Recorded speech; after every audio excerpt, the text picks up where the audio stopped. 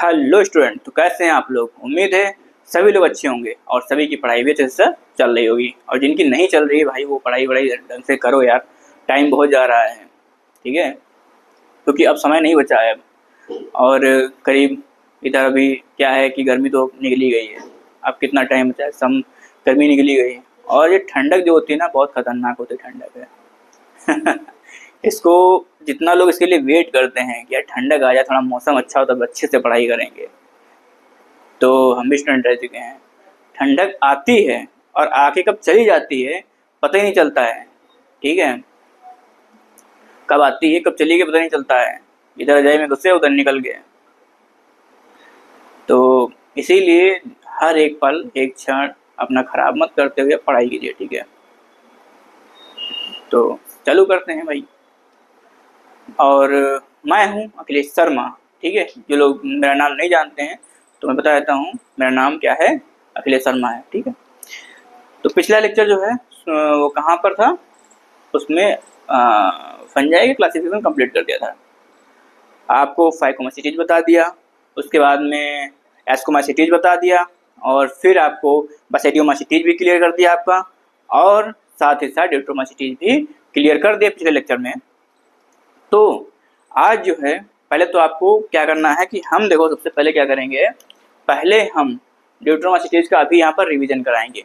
उसके बाद में कुछ टॉपिक बचा है, वही काफ़ी इंपॉर्टेंट टॉपिक है। वायरस है, वायराइड है, प्रियॉन्स है और लाइकेन है, इसके बारे में डिटेल स्टडी करेंगे। ठीक है, और फिर उसके बाद में आज लास्ट लेक्चर रहेगा इसका बायोलॉजिकल क्लासिफिकेशन का। इसके बाद में फिर आते हैं प्लांट किंगडम पर। ठीक है, प्लांट किंगडम पर आते हैं, इसके बाद में उसको भी कोशिश करेंगे जल्दी कंप्लीट कराने की, क्योंकि इधर क्या है, एक फ्लो नहीं आ रहा है अभी। जैसे आप लोगों को समझाते हैं ना कि मतलब स्टूडेंट कहते हैं अभी फ्लो नहीं आ रहा है, तो ऐसे हमारी लाइफ में भी फ्लो नहीं आ रहा है, कुछ बहुत सारी बाधाओं से ग्रसित हैं।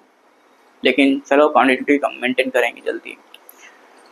और तो फिर आज शुरू कहाँ से करेंगे, ड्यूट्रोमाइसीटी से। पहले उसका रिवीजन करवाते हैं। ठीक है, आपको थोड़ा रिवीजन करवा देंगे ताकि पिछली चीज़ें दिमाग में आना शुरू हो जाए।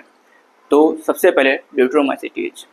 अच्छा जी, ड्यूट्रोमाइसीटीज जो होता है, ठीक है, तो इसमें क्या होता है, इसको हम इम्परफेक्ट फंजाई बोलते हैं। ठीक है, इसको हम बोलेंगे इम्परफेक्ट फंजाई। और इसके साथ ही में अगर हम हैबिटाट की बात करते हैं, तो हैबिटाट जो होता है वो ये डिकम्पोजर्स होती हैं। जैसे कहीं सड़ी गली चीज़ें कुछ है, या फिर मतलब जैसे प्लांट के जो लीफ है या इस तरीके से कुछ ज़मीन में पड़ गया, तो उसको क्या होता है कि उसको डिकम्पोज करने में हेल्प करती हैं। ठीक है, और मिनरल रिसाइकलिंग में भी हेल्प करती है। अगर अब बात करते हैं न्यूट्रिशन की, अगर बात करें तो ये पैरासिटिक एंड सैप्रोफिटिक टाइप की फंजाई रहती है। ठीक है, और उसके बाद में अगर हम रिप्रोडक्शन की बात करते हैं, तो रिप्रोडक्शन भी क्या होता है कि इसमें केवल दो टाइप से रिप्रोडक्शन क्या होता है, डिस्कवर्ड होता है। एक वेजिटेटिव होता है और एक एसेक्सुअल टाइप से होता है। ठीक है, तो वेजिटेटिव की अगर हम बात करते हैं तो वेजिटेटिव फ्रेगमेंटेशन इसमें होता है। और साथ ही साथ में अगर हम एसेक्सुअल रिप्रोडक्शन की बात करते हैं, तो इसमें क्या होता है, एसेक्सुअल स्पोर, कौन सा एसेक्सुअल स्पोर बनेगा, कोनिडिया बनता है। ठीक है, तो इसमें एसेक्सुअल स्पोर कोनिडिया बनता है। उस दिन आपको मैंने क्वेश्चन पूछा जाता कि कोनिडिया और कहाँ बनता है, तो कोनिडिया जो दूसरी जगह है वो एस्कोमाइसीटीज में कोनिडिया देखने को मिलता है, वहाँ पर भी देखने को मिलता है, और ड्यूट्रोमाइसीटीज में भी कोनिडिया देखने को मिलता है। ठीक है, अब बात करते हैं सेक्सुअल स्टेज की। तो सेक्सुअल स्टेज क्या होता है, इसमें एब्सेंट होता है सेक्सुअल स्टेज। ठीक है, अगर सेक्सुअल स्टेज इसमें अगर नोन हो जाए तो ये यहाँ से मूव कर जाएगी। एक तरीके से इसको हम टेम्परेरी ग्रुप बोलते हैं, मतलब इसमें कोई भी फंजाई जो है वो तब तक रखी रहती है जब तक उसमें सेक्सुअल स्टेज डिस्कवर ना हो जाए। जब भी सेक्सुअल स्टेज अगर डिस्कवर्ड हो गई तो वो अपने रेस्पेक्टिव ग्रुप में मूव कर जाएगी, जैसे कि एस्कोमाइसीटीज हुआ और बसेडियोमाइसीटीज हुआ। ठीक है, फिर ये देखेंगे किससे कैरेक्टर मैच हो रहे हैं। अगर वो फंजाई के जैसे जिसमें सेक्सुअल रिप्रोडक्शन नोन हो गया है, ठीक है, पता चल गया कि इसमें सेक्सुअल रिप्रोडक्शन इसकी स्टेज देखने को मिल रही है, तब क्या करेंगे हम, फिर देखेंगे वहाँ पर कि इसके इस फंजाई के कौन से ग्रुप से कैरेक्टर मैच हो रहे हैं, फिर उसमें उठा के रख दिया जाएगा। ठीक है, तो इस तरीके से क्या होता है कि इसको हम टेम्परेरी ग्रोथ भी बोलते हैं। और डिट्रोमोसिटीज की अगर हम एग्जाम्पल की बात करते हैं तो यहाँ पर क्या होता है, कोलेट्राइकम होगा, ट्राइकोडर्मा होता है, ठीक है। तो ये कुछ इसके एग्जाम्पल हैं, आप याद रखिएगा। तो अगर हम आज क्या क्या बताएंगे, देखो आज हम क्या करेंगे, वायरस के बारे में हम यहाँ पर भी पढ़ेंगे। तो वायरस में देखो सबसे पहला टॉपिक हम ले लेंगे वायरस, कुछ जनरल पॉइंट, उसके बाद में फिर इसी के अंदर पढ़ेंगे कंपोनेंट्स ऑफ वायरस, तीसरा पॉइंट उसके ऊपर जो वो होता है ना, कवर होता है, ठीक है। कंपोनेंट ऑफ वायरस के अंदर ही ये आ जाएगा कैप्सिड, ये भी पढ़ लेंगे। चौथा है इसका जेनेटिक मटेरियल का रहता है, ठीक है, जेनेटिक मटेरियल इसका क्या रहेगा। और पांचवा है इसमें इम्पोर्टेंट पॉइंट कुछ इसके देख लेंगे, डिस्कवरीज वगैरह, ठीक है, इम्पोर्टेंट पॉइंट। छठा इसमें क्या है, छठा एक और इसमें पॉइंट क्लियर करेंगे कि हाँ इसी के बारे में, जैसे कि टीएमवी रहा एंड बैक्टीरियोफेज के बारे में देख लेंगे, बैक्टीरियोफेज के बारे में देख लेंगे। आज यहाँ तक क्लियर करेंगे और देखेंगे अगर टाइम आगे मिला, ठीक है, तो इसी में साथ ही साथ में वायराइट, प्रियॉन्स एंड लाइकेन भी क्लियर कर देंगे, ठीक। तो इतना तो लगभग अभी यहाँ पर क्लियर करना है, ठीक है। फंजाई तो क्लियर हो चुकी है, चारों फाइकोमासिटीज क्लियर हो गई। फाइकोमासिटीज में क्या था, फाइकोमासिटीज का जो देखो अगर कंपेयर करके अगर हम आपको बताते हैं तो फाइकोमासिटीज में क्या था कि वहाँ पर ये इसका माइसीलियम जो था वो एसेप्टेड था और क्या था, अनब्रांच था माइसीलियम, ठीक है। और इसीलिए इसको हम क्या बोलते थे, साइटोप्लाज्म जो डिवाइड नहीं था, तो वहाँ पर क्या था कि एक से अधिक साइटोप्लाज्म में न्यूक्लियस देखने को मिलते थे, तो उस कंडीशन को हम सिनोसिटिक कंडीशन बोलते थे, ठीक है। फिर अगर माइसीलियम हम एस्कोमासिटीज की बात करते हैं तो एस्कोमासिटीज, बसिडियोमासिटीज और डिट्रोमासिटीज में माइसीलियम एक जैसा दिखाई पड़ता था। अब वो कौन सा माइसीलियम था, वहाँ पर सेप्टेट और ब्रांच्ड माइसीलियम दिखाई पड़ता था, ठीक है। न्यूट्रिशन की अगर बात करें तो न्यूट्रिशन सब में सेम ही रहेगा, लगभग न्यूट्रिशन सेम ही रहता है, ठीक है। अगर हम रिप्रोडक्शन की बात करते हैं तो वेजिटेटिव रिप्रोडक्शन की अगर हम बात करें चारों में, जो कंपेयर करके हम बता रहे हैं, ठीक है, एकदम दिमाग खोल के इधर देखना।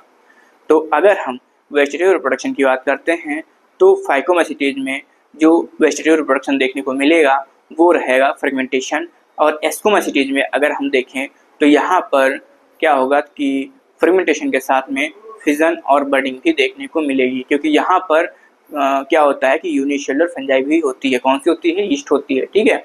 इसीलिए फिजन और बडिंग यहाँ पर वेजिटेटिव रिप्रोडक्शन देखने को मिल जाएगा। उसके बाद में फाइकोमासिटीज हो गया, एस्कोमासिटीज हो गया और बसिडियोमासिटीज और डिट्रोमासिटीज। यहाँ पर अगर हम वेजिटेटिव रिप्रोडक्शन की बात करते हैं तो यहाँ पर वेजिटेटिव रिप्रोडक्शन जो होगा वो फर्मेंटेशन के द्वारा ही होगा दोनों में, ठीक है। अगर हम एसेक्सुअल रिप्रोडक्शन की बात करते हैं तो एसेक्सुअल रिप्रोडक्शन फाइकोमासिटीज में अगर हम देखें तो यहाँ पर क्या होता है, एसेक्सुअल रिप्रोडक्शन क्या होगा, यहाँ पर स्पोर बनते हैं, जैसे कि जाइगोस्पोर, स्पोरेंजियोस्पोर बनते हैं, ठीक है। एस्कोमाइसिटीज की अगर हम सॉरी एस्कोमाइसिटी नहीं, फाइकोमाइसिटीज की मैं बात कर रहा हूँ, ठीक है। और जूस्पोर और स्पोरेंजियोस्पोर बनते हैं, ठीक है। जूस्पोर क्या होता है, मोटाइल होता है, स्पोरेंजियोस्पोर जो होता है वो नॉन मोटाइल होता है। तो यहाँ पर क्या होगा, फाइकोमाइसिटीज में जूस्पोर बनता है। उसके बाद में अगर हम बात करते हैं हम एसेक्सुअल रिप्रोडक्शन की, इसमें एस्कोमाइसिटीज में, तो एस्कोमाइसिटीज में एसेक्सुअल रिप्रोडक्शन जो होता है वो क्या होता है, एसेक्सुअल रिप्रोडक्शन में कोनेडिया बनता है। एसेक्सुअल स्पोर कौन सा बनेगा, कोनेडिया बनता है, ठीक है। और उसके बाद में एस्कोमाइसिटीज के बाद में बसिडियोमाइसिटीज, तो बसिडियोमाइसिटीज में एसेक्सुअल रिप्रोडक्शन यहाँ पर क्या होता है, एब्सेंट होता है, कोई भी एसेक्सुअल स्पोर का फॉर्मेशन नहीं होता है, ठीक है। फिर उसके बाद में अगर हम ड्यूटरोमाइसीटीज की बात करते हैं तो यहाँ पर एसेक्सुअल प्रोडक्शन फिर से क्या होता है, यहाँ पर एसेक्सुअल प्रोडक्शन में क्या होगा, एसेक्सुअल स्पोर देखने को मिलेगा और वो भी कोनेडिया एसेक्सुअल स्पोर बनता है, ठीक। तो यह अब बात करते हैं सेक्सुअल रिप्रोडक्शन की। तो सेक्सुअल रिप्रोडक्शन में अगर हम फाइकोमासिटीज को देखते हैं हम, ठीक है, फाइकोमासिटीज को अगर हम देखते हैं तो वहाँ पर क्या होता है, जाइगो स्पोर बनता है, ठीक है। कहाँ पर, फाइकोमासिटीज में जाइगो स्पोर बनता है। वो जाइगो स्पोर कैसे बनता है, जो जाइगोट होता है उसी के ऊपर क्या होता है, वो लेयर उसकी थिक हो जाती है, वो लेयर थिक हो जाएगी और वो उसको बोलते हैं जाइगो स्पोर। एक ये इंपॉर्टेंट स्टेज होती है, ठीक है, कई बार एग्जाम में पूछा भी गया है जाइगो स्पोर के बारे में, तो फाइकोमासिटीज में देखने को मिलता है।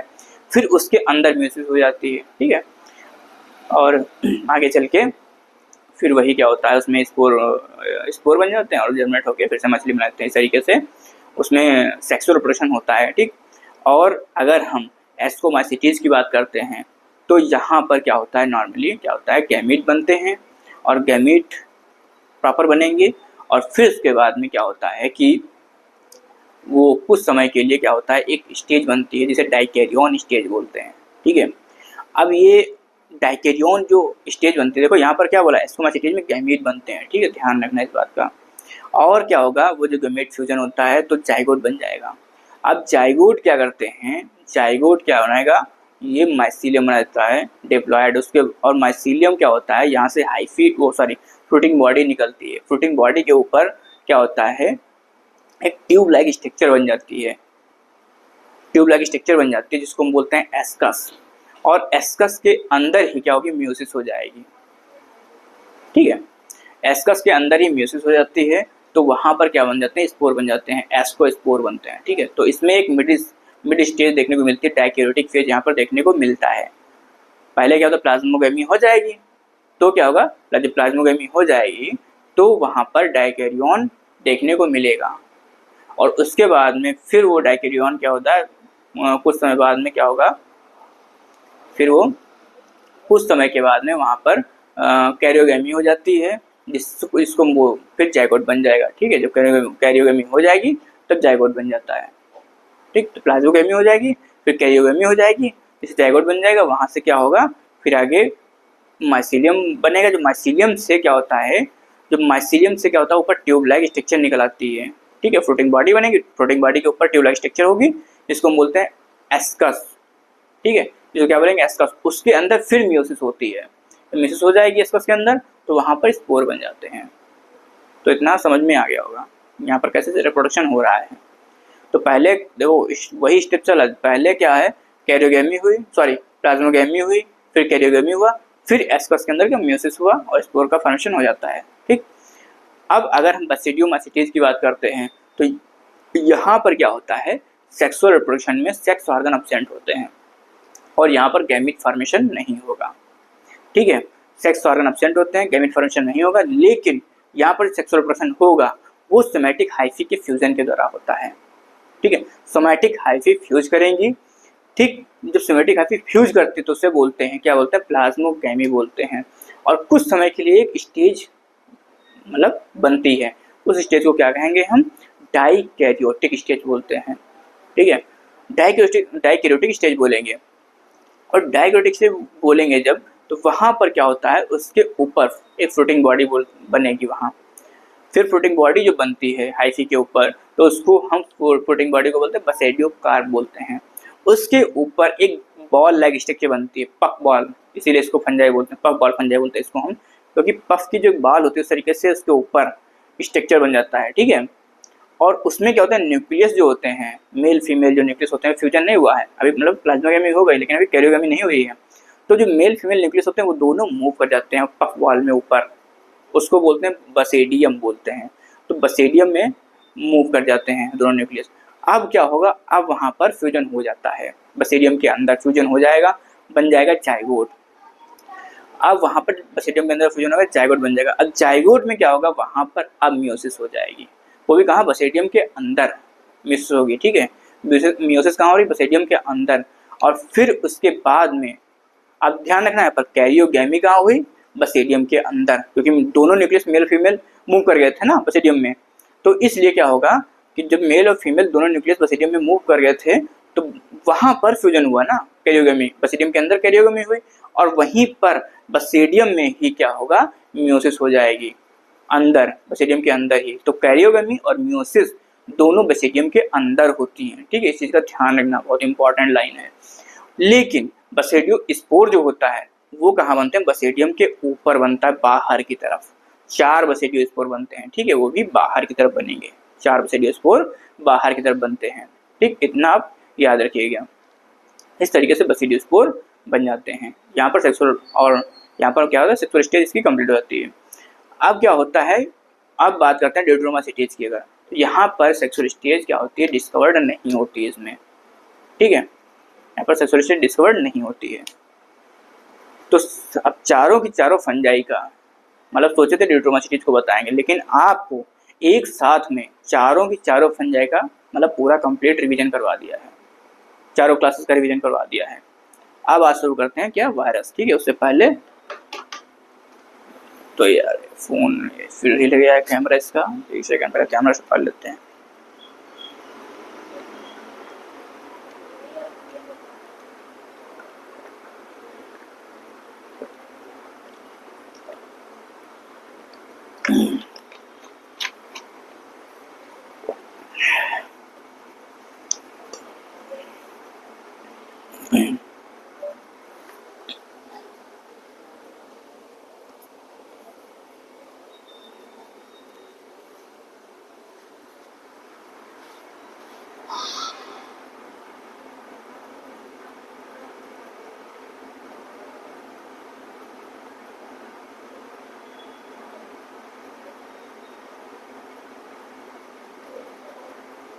अब ठीक है।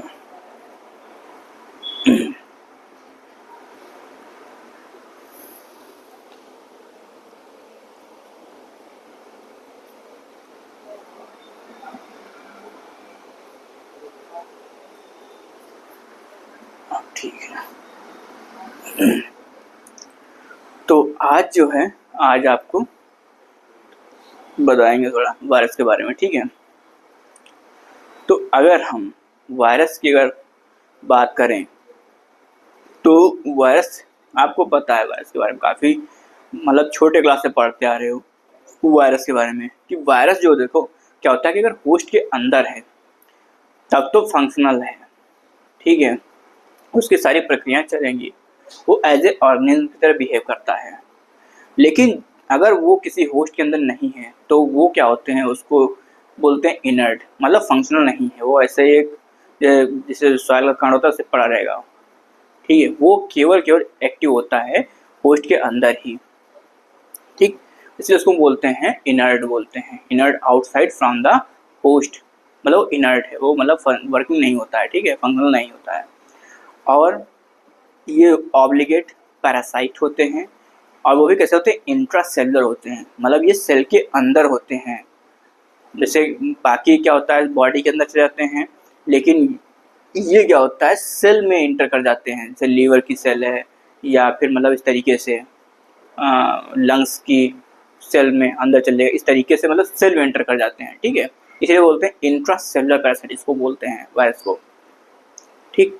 और अगर हम इनके जेनेटिक मटेरियल की बात करते हैं तो जेनेटिक मटेरियल जो इनका होता है वो क्या होता है, या तो इनमें डीएनए पाता है या तो इनमें आरएनए पाता है।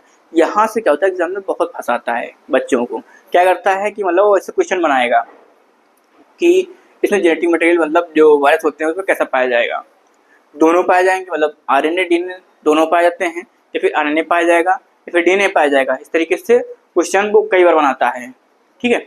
लेकिन क्या करना है वहाँ पर, ये चीज़ ध्यान रखना है कि जो वायरस होते हैं या तो उनमें आरएनए पाया जाएगा या तो उनमें डीएनए पाया था, मतलब एक ही जेनेटिक मटेरियल पाया जाएगा, दोनों आरएनए डीएनए एक साथ में नहीं पाए जाते हैं, ठीक है। तो ये चीज़ है। और ये क्या होते हैं, बैक्टीरिया से छोटे होते हैं, इनका साइज बैक्टीरिया से छोटा होता है, कम होता है, ये इसीलिए क्या होता है ये फिल्टर हो जाते हैं, आर पार निकल जाते हैं, जो बैक्टीरियल प्रो फिल्टर होता है उसमें से पास कर जाते हैं, ठीक है, पास कर जाते हैं उसमें से, ये फिल्टर हो जाते हैं उसमें से निकल जाते हैं। अब अगर बात करते हैं इसके कंपोनेंट की, जैसे कि मतलब कुछ वायरस ऐसे होते हैं उनके ऊपर एनवेलप पाया जाता है। कैप्सिड होता है, कैप्सिड के ऊपर से एक और लेयर होती है, उनका एक और कवर होता है। जैसे मतलब एक जैसे रेनकोट मान के चलिए, जैसे कपड़े तो पहने हैं, ठीक है, उसके ऊपर से रेनकोट डालिए, बरसात हो रही है, तो इस तरीके से मतलब एक्स्ट्रा ऊपर से एक कवर होता है जिसको हम एनवेलप बोलते हैं। तो बहुत से वायरस ऐसे होते हैं जिनके ऊपर एनवेलप पाया जाता है, और बहुत से वायरस ऐसे होते हैं जिनके ऊपर एनवेलप नहीं पाया जाता है। तो जिनके ऊपर एनवेलप पाया जाता है वो कौन कौन से वायरस हैं? तो आप जैसे कि ये HIV, ठीक है, इतना ध्यान रखिए, और 2 वायरस का ध्यान रख लीजिए आप, इम्पोर्टेंट है थोड़ा, कि इनके ऊपर एनवेलप पाया जाता है। HIV हो गया और इन्फ्लुएंजा वायरस हो गया, ठीक है, ये एग्जाम में आए हैं, 2 बार पूछे भी गए हैं। तो इनके ऊपर एनवेलप पाया जाता है। और क्या है कि जैसे कि बैक्टीरियोफेज है और TMV है, इसके ऊपर एनवेलप नहीं पाया जाता है, और एनवेलप जो होता है प्रोटीन का होता है ये, ठीक है। इसकी सब यूनिट जो होती है एनवेलप की, वो क्या होती है? पैप्लोमर्स, इसकी सब यूनिट होती है। अगर इसके बाद में हम कैप्सिड की बात करते हैं, जैसे कि कुछ ये ऐसा होता है, देखिए जैसे ये कैप्सिड हो गया, ये कैप्सिड है, इस तरह ये कैप्सिड हो गया। एनवेलप कुछ ऐसे होता है, ठीक है, मतलब इसके ऊपर ऐसे ये कवर हो गया, उसके अंदर कैप्सिड होता है, फिर ये आपका जेनेटिक मटेरियल हो गया। तो अब एनवेलप की बात हो गई। अगर हम कैप्सिड की बात करते हैं इसके बाद में, ठीक है, अगर हम कैप्सिड की बात करते हैं तो कैप्सिड भी जो होता है प्रोटीन कोट होता है, ये प्रोटीन का बना होता है। और कैप्सिड की जो सब यूनिट होती है उसको हम बोलते हैं कैप्सोमियर्स बोलेंगे, ठीक है, तो क्या बोलेंगे? कैप्सोमियर्स बोलते हैं। अब आते हैं, बात करते हैं जेनेटिक मटेरियल की, ठीक है। वायरस में जो जेनेटिक मटेरियल होता है, डिफरेंट वायरस में डिफरेंट जेनेटिक मटेरियल। जैसे कि अगर हम प्लांट वायरस की अगर बात करते हैं, तो प्लांट वायरस में जो जेनेटिक मटेरियल रहता है वो क्या होता है? सिंगल स्ट्रैंडेड RNA देखने को मिलता है। जो उसके वायरस होते हैं, प्लांट वायरस होते हैं, जो प्लांट में डिजीज कॉज करते हैं, उन वायरस की बात करें तो उसमें जनरली देखने को मिलता है तो सिंगल स्ट्रैंडेड RNA पाता है उसमें, ठीक है। अगर हम एनिमल वायरस की बात करते हैं, ठीक है, तो एनिमल वायरस में ये देखा जाता है कि इसमें सिंगल स्ट्रैंडेड RNA तो होता ही है, साथ ही साथ में डबल स्ट्रैंडेड RNA और डबल स्ट्रैंडेड DNA भी देखने को मिलता है, ठीक है। ऐसा नहीं कि मतलब एक ही वायरस में तीनों देखने को मिलते हैं, मतलब जैसे एक किसी वायरस में डबल स्ट्रैंडेड DNA है तो किसी वायरस में डबल स्ट्रैंडेड RNA है, और किसी वायरस में सिंगल स्ट्रैंडेड RNA है, ठीक है, इस तरीके से। अगर हम बैक्टीरिया की बात करते हैं तो बैक्टीरिया में क्या होता है? बैक्टीरिया में इसमें सिंगल स्ट्रैंडेड DNA देखने को मिलता है। बैक्टीरिया जो वायरस होते हैं, बैक्टीरियल वायरस, बैक्टीरिया की बात नहीं, बैक्टीरियल वायरस की बात करते हैं, जो बैक्टीरिया के ऊपर इन्फेक्शन करते हैं, जो बैक्टीरिया में इन्फेक्शन करते हैं, ठीक है, उसकी बात करते हैं। जो बैक्टीरिया में इन्फेक्शन करते हैं उसमें क्या होता है? सिंगल स्ट्रैंडेड क्या देखने को मिलता है? DNA देखने को मिलता है, सिंगल स्ट्रैंडेड DNA देखने को मिलता है, ठीक है।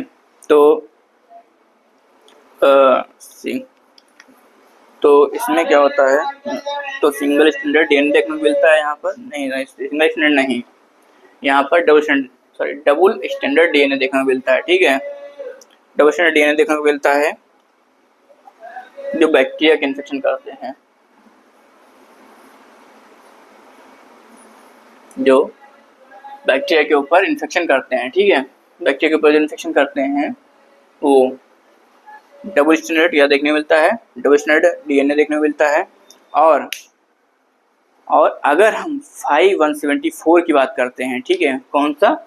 ये होता है 5174, ये आपको देखने को मिलेगा कहाँ पर?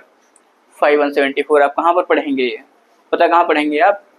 जब आप पढ़ रहे होंगे मॉलिक्यूलर बेसिस ऑफ इनहेरिटेंस पढ़ रहे होंगे तो वहाँ पर भी आपको ये पढ़ने को मिलेगा 5174, ठीक है। तो इसमें क्या होता है? इसमें कौन सा पाया जाता है? इसमें जेनेटिक मटेरियल, तो इसमें पाया जाता है, कौन सा पाया जाएगा इसमें? सिंगल स्ट्रैंडेड DNA, ठीक है, तो सिंगल स्ट्रैंडेड DNA पाया जाता है, 5174 ये पढ़ने को मिलेगा। अदर जो जैसे बैक्टीरिया होते हैं, ये एक बैक्टीरियोफेज है, जो 5174 है ये एक बैक्टीरियोफेज है, ठीक है, ये क्या है? बैक्टीरियोफेज है ये 5174, ठीक। तो अगर हम आपको क्या क्या बताए? प्लांट वायरस बताए, प्लांट वायरस में कैसा होता है? सिंगल स्ट्रैंडेड RNA होता है, जबकि प्लांट वायरस, हाँ प्लांट वायरस में सिंगल स्ट्रैंडेड आरएनए होता है, जबकि एनिमल जो वायरस होते हैं, जो एनिमल पर कॉज करते हैं, ठीक है, एनिमल जो वायरस होते हैं तो वो कौन से होते हैं एनिमल, वो होते हैं डबल स्टैंडर्ड डीएनए होते हैं, ठीक है, डबल स्टैंडर्ड डीएनए हो सकता है वायरस में, और डबल स्टैंडर्ड आरएनए हो सकता है, और डबल स्टैंडर्ड आरएनए हो सकता है, और इसके साथ में सिंगल स्टैंडर्ड आरएनए हो सकता है। अरे यार इनको ये बना दे रहे बार बार, तो ये इतना ध्यान रखना है, ठीक है। अगर बैक्टीरियल वायरस की बात करते हैं, बैक्टीरियल वायरस अभी बताए आपको, बैक्टीरियल वायरस जो होता है वो उसमें क्या क्या रहता है, बैक्टीरियल वायरस में क्या क्या रहेगा उसमें, एक तो डबल स्टैंडर्ड डीएनए एक तो पाया जा सकता है, और दूसरा अगर 5174 की बात करें तो उसमें सिंगल स्टैंडर्ड डीएनए भी पाया जा सकता है, ठीक है। तो ये हो गया इतना। अब चलो कुछ थोड़ा थ्योरी भी लिख लेते हैं बहुत देर से, क्योंकि इसे बताते रहेंगे तो क्या है, आप लोग सोचोगे अरे सर जी बोर कर रहे हैं, अरे सर जी, अरे सर जी, अरे सर जी आप बोर कर रहे हैं सर जी। तो सबसे पहले आज हेडिंग डाल लो, क्या डालोगे, वायरस, जो सबके अंदर होता है वायरस। कौन सा वायरस, वो वायरस 3 डिजिट वाला वायरस, ठीक है, वायरस। आज पता नहीं कि एकदम माइंड फ्रेश नहीं लग रहा कुछ,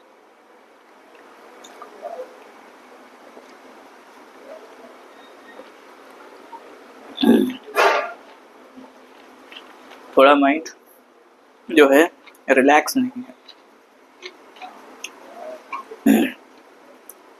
रिलैक्स नहीं है आज, लेकिन रिलैक्स करना तो है ही भाई, रिलैक्स नहीं रहेगा तो कैसे काम चलेगा।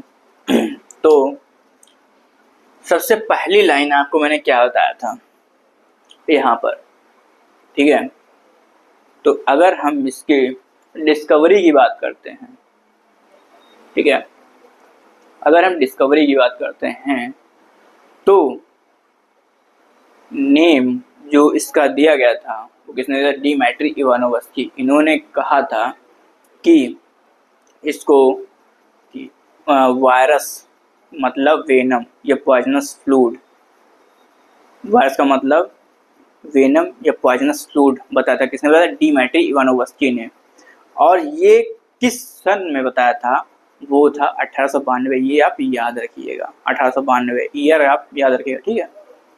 और इसके बाद में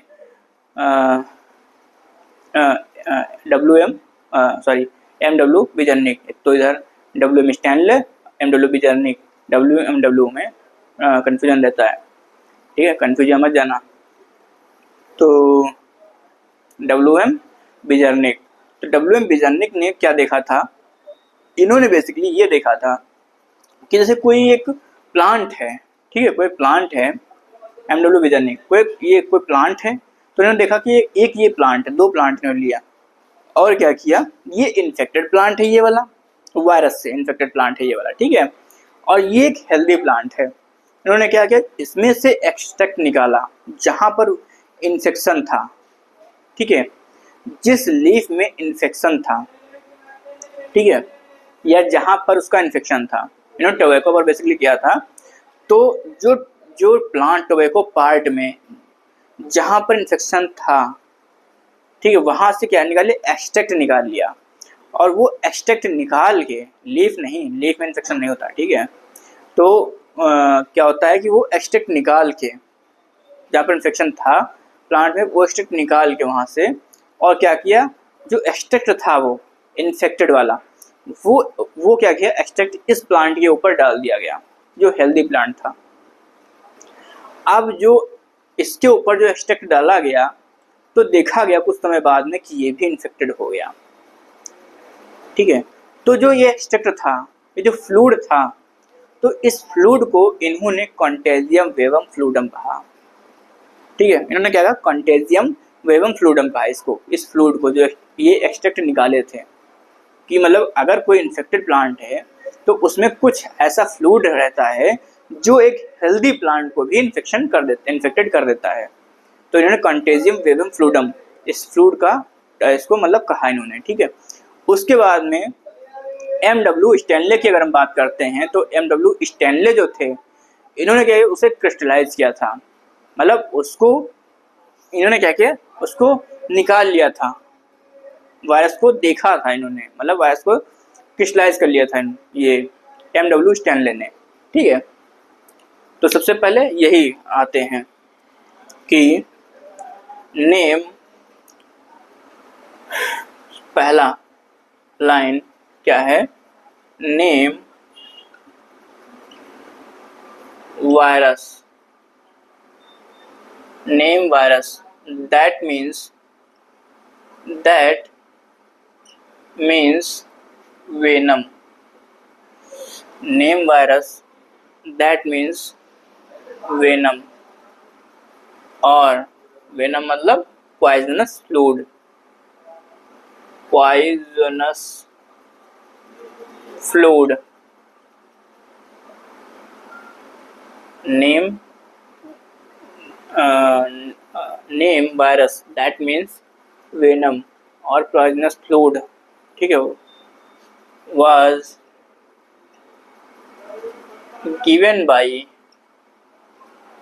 गिवन बाय किसने दिया था ये, डिमिट्री इवानोवस्की ने। देखो लो लो लो लो, अरे यार तो गिरना बढ़ना पहले शुरू हो जाते हैं ये, कहते हमको छुआ मत करो।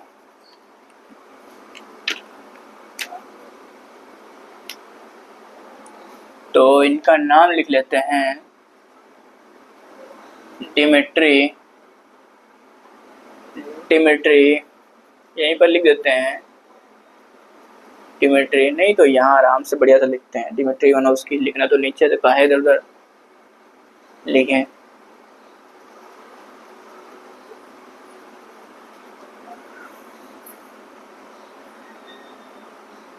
डिमिट्री इवानोवस्की, ठीक है, डिमिट्री इवानोवस्की इन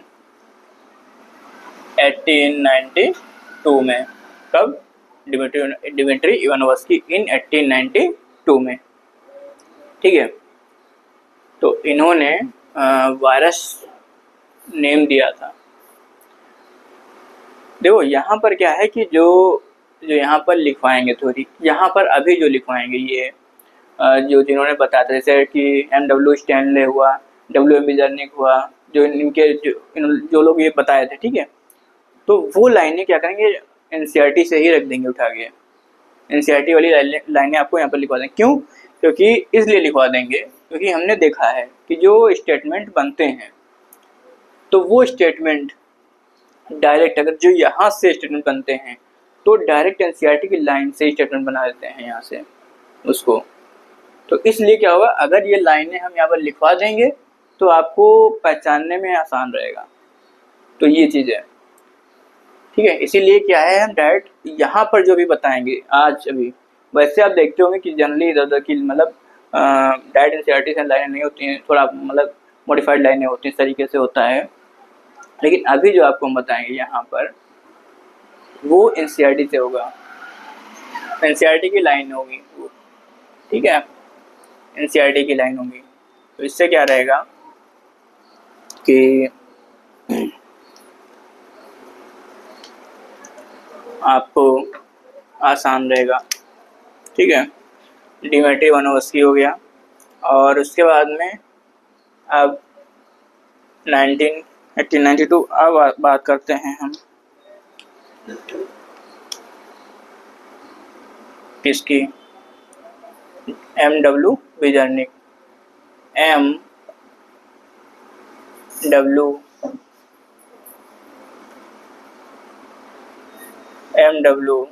ज़र्निक,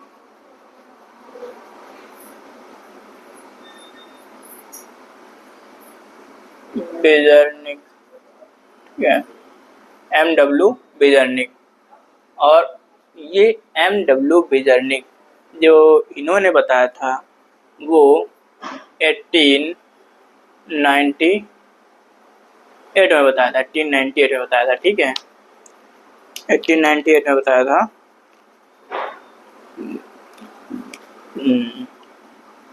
क्या कहा था इन्होंने? इन्होंने ये कहा था, एमडब्ल्यू विजनिक ने क्या कहा था,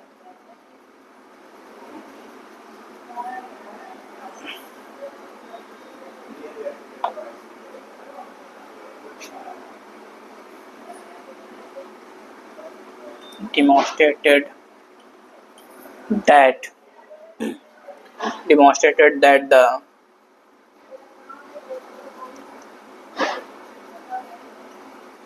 extract of the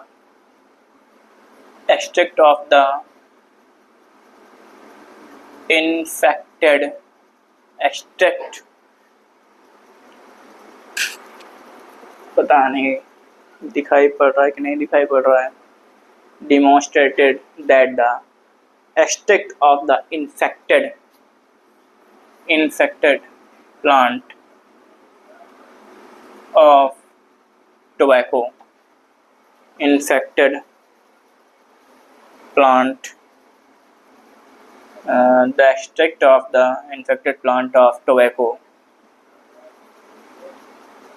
ठीक है, tobacco तो could cause, ठीक है, demonstrated that the extract of the infected plant of tobacco could cause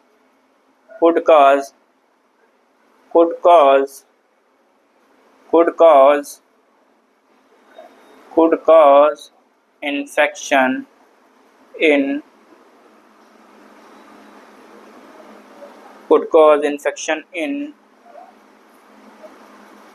healthy plant, ठीक है, क्या करते हैं कि हेल्दी प्लांट में इन्फेक्शन कर देगा। जो एक्सट्रैक्ट हम निकालते हैं इन्फेक्टेड प्लांट से, टोबैको के जो इन्फेक्टेड प्लांट होता है वहाँ से एक्सट्रैक्ट निकालेंगे, फ्लूइड निकालेंगे, वो अगर हम हेल्दी प्लांट पर डाल दें तो उसमें इन्फेक्शन हो जाता है, ठीक है, could cause infection in healthy plant, ठीक है, एंड कॉल्ड, ये क्या कहेंगे, एंड कॉल्ड the fluid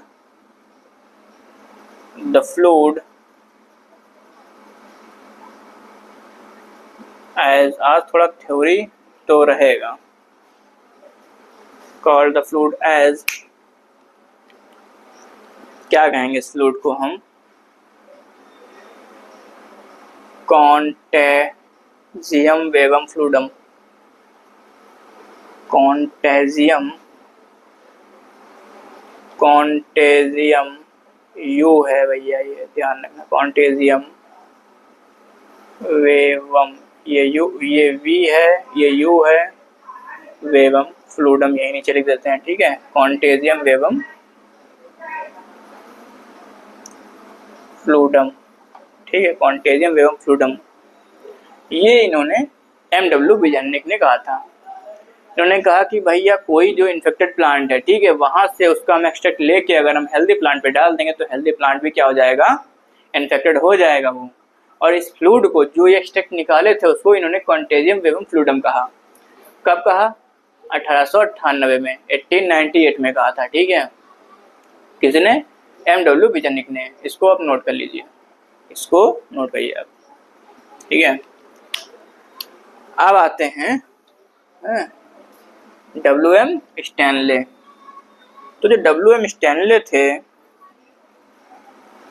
वो क्या उन्होंने क्रिस्टलाइज किया था,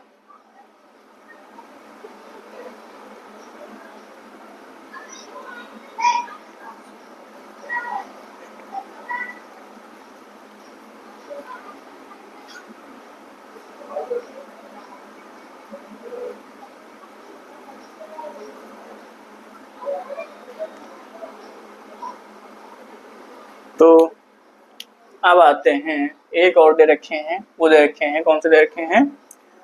WM स्टैनले, WM स्टैनले, ठीक है, WM स्टैनले। ये इन्होंने कब बताया था?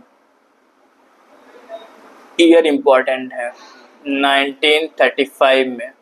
ठीक है, ईयर इम्पोर्टेंट है इसलिए ईयर लिखवा दे रहे हैं। इन्होंने बताया था कि जो वायरस होते हैं उनको क्रिस्टलाइज किया जा सकता है। Viruses could be crystallized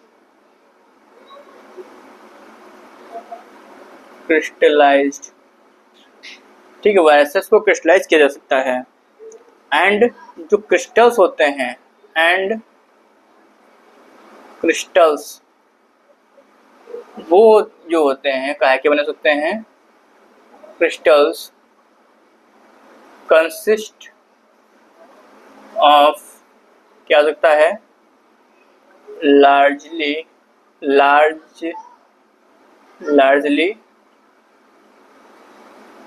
protein के हो सकते हैं। काहे के हो सकते हैं? प्रोटीन के हो सकते हैं। Viruses could be crystallise and crystal consist of largely protein. ये प्रोटीन के हो सकते हैं क्रिस्टल। ये इन्होंने WM स्टैनले ने कहा था 1935 में। ठीक है भैया। तो ये इनकी डिस्कवरीज हो गई। कब क्या हुआ ये सारी चीज़ें। अब आते हैं इसके बाद में कुछ इम्पॉर्टेंट टॉपिक पर आते हैं। इम्पॉर्टेंट पॉइंट, इसको आप नोट कर लीजिए। ठीक है, इसको आप नोट कर लीजिए।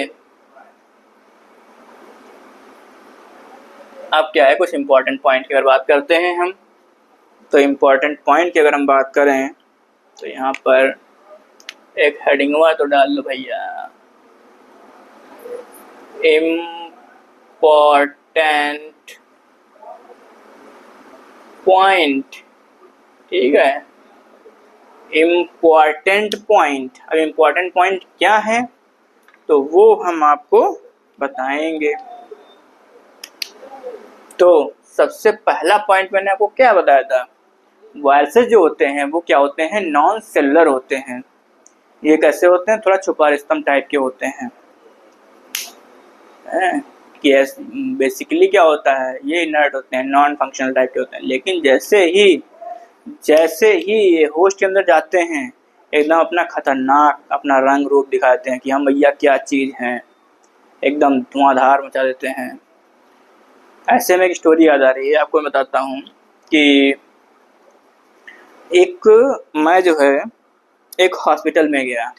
ठीक है, अब क्या है, मैं वहाँ हॉस्पिटल में गया तो वहाँ कुछ दिन क्या है, वार्ड बॉय की मैंने जॉब की एक हॉस्पिटल में। कुछ दिन वार्ड बॉय की जॉब की थी। तो जब वहाँ मैं कर रहा था, बेसिकली क्या था कि मैं एकदम वेल ड्रेस होके जाता था। तो ऐसे ही मतलब एकदम वेल ड्रेस, चश्मा लगा के और ये अपना वॉच बढ़िया से बांध के जाता था। तो वहाँ पर क्या लोग मतलब सोचते थे यार कि एक ऐसा वार्ड बॉय है। लेकिन हुआ क्या, किसी को मैं नहीं बताता था कि हमारा जो है पास्ट क्या रह चुका है, ये किसी को मैं बताता नहीं था। लेकिन एक दिन हुआ क्या कि लोग धीरे धीरे सोचने लगे थे हमारे बारे में कि आखिर मतलब ये है क्या। जब हॉस्पिटल में घुसता तो अदर जो वर्कर होते हैं वो गुड मॉर्निंग सर बाकायदा मतलब बोलते थे, उनको लगता कि भाई कोई डॉक्टर वगैरह है। उसके बाद में फिर ऊपर जाते जब, तो वहाँ पर क्या होता, सेकंड फ्लोर पे हमारे, सेकंड थर्ड फ्लोर ऐसे हमारी वहाँ पर ड्यूटी लगा करती थी वार्ड बॉय की। तो एक अंकल थे, तो वो मतलब क्या थे, एज ए पेशेंट थे। ठीक है, और वहाँ पर ऐसे काफ़ी पेशेंट थे। तो वो मतलब क्या बातचीत किया करते थे मुझसे। तो अंकल वो हमसे बोले, कहले बेटा एक बात बताएं। हमने क्या? तो बताइए सर। तो ये कहने लगे कि बेटा आप जो है ना, ये आप वार्ड बॉय की जॉब छोड़ दो ना। क्यों? कहा बेटा आपकी पर्सनालिटी देख के लगता है कि आप जो है कोई कहीं अच्छी जगह निकल सकते हो। अगर आप तैयारी कर लो तो आप कहीं अच्छी जगह प्लेस हो सकते हो। आप तैयारी कर लो, ये वार्ड बॉय की जॉब छोड़ दो।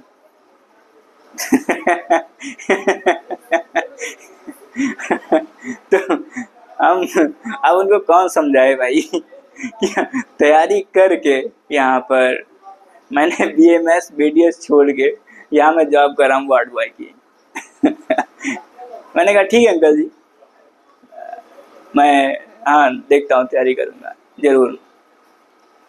तो ये चीज़ मैंने उनको नहीं बताया, मैं वहाँ पर किसी से नहीं बताता था कि मतलब मेरा पास्ट क्या रह चुका है। मैंने नीट की प्रिपरेशन की या फिर उसके बाद BMS BDS वगैरह मिला, मैंने छोड़ दिया, सब कुछ बताता नहीं था किसी को अपना मेरा पास्ट क्या रह चुका, किसी को नहीं बताता था, बस अपना जॉब करता था।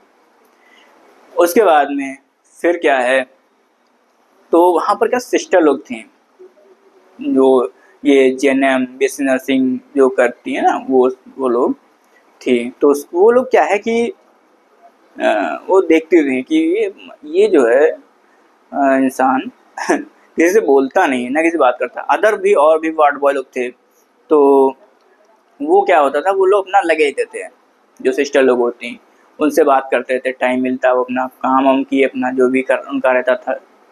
तो हमारा भी जो रहता था, हम अपना काम जो अपना करते थे, और उसके बाद में मैं अपना मतलब सर्वे करता था, रूम के सारे रूम के सर्वे करते रहता था, मतलब सब कुछ सही है, सब कुछ सही चल रहा है, ये सारा सर्वे करता रहता था। उसके बाद में क्या है कि लेकिन वो जो वहाँ पर और भी जो वार्ड बॉय लोग थे साथ में हमारे, तो हमसे ही बोलते थे, लेकिन होता क्या कि वो लोग सिस्टर से लगे रहते थे, बातें चीतें किया करते थे, सिस्टर लोग होते थे वहाँ। तो वो हमसे सोचते, उन लोगों से पूछा करती थी वो लोग कि ये कौन है, ये किसी से बात ही नहीं करता है ये।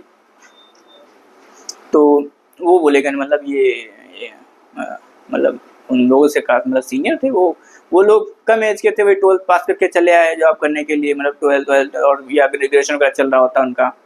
और हमारा तो मतलब क्या था कि 12th पास किए, उसके बाद में फिर करीब 4-5 साल तैयारी किए, तो उनसे सीनियर भी थे हर तरीके से। तो क्या है फिर क्या वो, अरे वो अखिलेश भैया जो है वो बोलते ज़्यादा किसी से नहीं है। मैं तो उसके बाद में जो सिस्टर लोग थी वो एक बार हमको बुलाई, एक बार हमको बुला के पूछी, कहने लगी कि मतलब पहले तो उन्होंने नाम पूछा कि आपका नाम क्या है, उन्होंने कहा अखिलेश शर्मा। कहा अच्छा। तो उसके बाद में फिर कहने लगी आप बहुत शांत रहते हैं, किसी से बात ही नहीं करते हैं आप यहाँ पर। तो हमने बताया उनको कि मतलब बातचीत क्या, अपना जॉब करो बस, इससे किसी से क्या ही मतलब रखना है फर्जी का। तो पूछने कहने लगे हमें लगता है। अच्छा वो लोग मतलब कहने लगी भैया एक बात बताएं आपको। हमने कहा क्या? तो उन्होंने बताया, कहने लगे कि देखिए आप क्या है वार्ड बॉय की जॉब करते हैं आप, और वार्ड बॉय में सैलरी कितना है, 10-11 हज़ार सैलरी रहती है ऐसे ही। आपको मतलब जैसे आप दिखते हो, ठीक है, तो आप वार्ड बॉय के लायक लगते नहीं हो। आप क्या है, आपको कोई जो है प्रिपरेशन करिए, वो भी मतलब ऐसे सलाह देने लगी हमको, आप कोई प्रिपरेशन करिए, तैयारी करिए आप, या कोई BSc नर्सिंग वगैरह कर लीजिए। हमने मतलब वो पूछी हमसे कि आपकी स्ट्रीम क्या रही है 12th में, तो हमने बताया भी 12th में स्ट्रीम क्या रही है हमारी।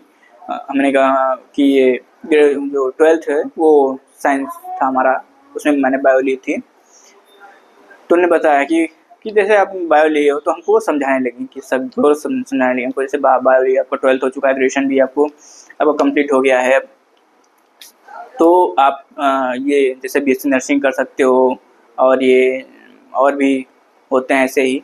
वो अब हमें तो इतना क्लियर है नहीं क्या, मतलब उन्होंने बताया हाँ, और जैसे पैरामेडिकल कोर्स अदर भी होते हैं क्या, वो सब आप कर लीजिए, उसमें आप बेटर इससे अच्छी कमाई कर लेंगे। उन्होंने मतलब सजेशन देना शुरू कर दिया। तो ऐसे ही मतलब सजेशन देने लगी, तो काफ़ी टाइम जॉब करते हो गया था। फिर एक बार क्या है, एक बार फिर मैंने उनको तब मैंने बताया, और सच मानो यकीन मानो, जब मैं बता रहा था अपनी स्टोरी कि मैं कैसे कैसे अपनी यहाँ तक मैंने नीट की तैयारी किया है, उसके बाद मतलब कैसे क्या आगे का मैंने कंटिन्यू किया, BMS मिला, BDS मिला, और इतना मिला, वाकई में मतलब उन लोगों को बाकायदा बताया कितनी रैंक रही, कितना कट ऑफ रही, सारी चीज़ों को बताया। सच बता रहे हैं, उन लोगों की आँख में आंसू थे, ये मैं रियल बताया, कहीं झूठ नहीं बोल रहा हूँ। तो कहने लगे भैया आप फिर वार्ड बॉय की जॉब क्यों करते हो, आप वाकई में बहुत मतलब लायक इंसान हो, आप कुछ अच्छा काम करिए। हमने कहा तो ये भी तो अच्छा ही काम है। फिर उसके बाद में आना फिर इधर ये टीचिंग करने लगा, थोड़ा दिमाग में आया कि मतलब टीचिंग करते हैं, और थोड़ा मन भी कर रहा था पहले भी कि टीचिंग करना चाहिए, तो चलो फिर टीचिंग करते हैं। वार्ड बॉय की जॉब छोड़ दी उसके बाद में, अब टीचिंग करना शुरू कर दी है। तो ये चीज़ें मतलब, वैसे भी यार क्या है, कुछ भी बन जाओ, किसी को वैसे भी शो नहीं करना चाहिए, और क्या ही रखा शो करने में, किसी को कोई फ़र्क नहीं पड़ता है बहुत ज़्यादा, ध्यान रखना। क्या बन जा रहे हो, अगर MBBS डॉक्टर बन जाओगे ना तो पता लग रहा तभी वो कोई ज़्यादा किसी को फ़र्क नहीं पड़ा। और किसी को मतलब क्या है कि अगर MBBS डॉक्टर बन गए, आप MBBS कर लिया है और MD MS भी बन गए, तब भी लोग कहेंगे अरे यार क्या ही है, ये कितना कमाते हैं, इनसे देखो, वो देखो है उनका लड़का, ये मंथली क्या है 2-2.5 लाख कमा रहे हैं, वो देखो उनका लड़का US में है, वहाँ पर है, देखो कितना अच्छा खासा पैसा उसका, बहुत अच्छा पैकेज मिल रहा है वहाँ पर, इनसे ज़्यादा पैसा कमा रहा है। वो हमेशा ऊपर से कंपेयर करेंगे, इसलिए कुछ फ़र्क नहीं पड़ता, ठीक है। हाँ, लेकिन क्या है, अपने ड्रीम को फॉलो करो, जो आप ड्रीम देखिए उसको फॉलो करो और उस पर वर्क करो, ठीक है। चलिए, तो क्या है कि वायरसेस और नॉन सेलुलर, वायरसेस जो होते हैं क्या होते हैं, नॉन सेलुलर होते हैं, ये मैंने आपको पहले बताया था। वायरसेस जो होते हैं और नॉन सेलुलर, ठीक है। वायरसेस और नॉन सेलुलर ऑर्गेनिज्म, ये लिख लो, ऑर्गेनिज्म, वायरसेस और नॉन सेलुलर ऑर्गेनिज्म। अगला पॉइंट जब आते हैं, दूसरा पॉइंट, ठीक है। दूसरा पॉइंट क्या है, ये क्या होते हैं, ये बहुत छोटे होते हैं, बैक्टीरिया से भी छोटे होते हैं ये, तो इसलिए हम क्या लिखेंगे, ultra microscopic, ultra microscopic and क्या लिखेंगे, ये इनर्ट होते हैं and inert outside from the host, ठीक है।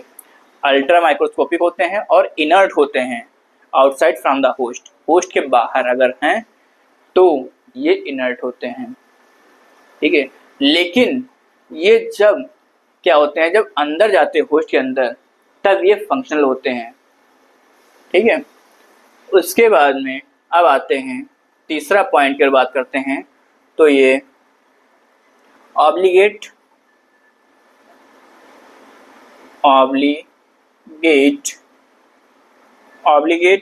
और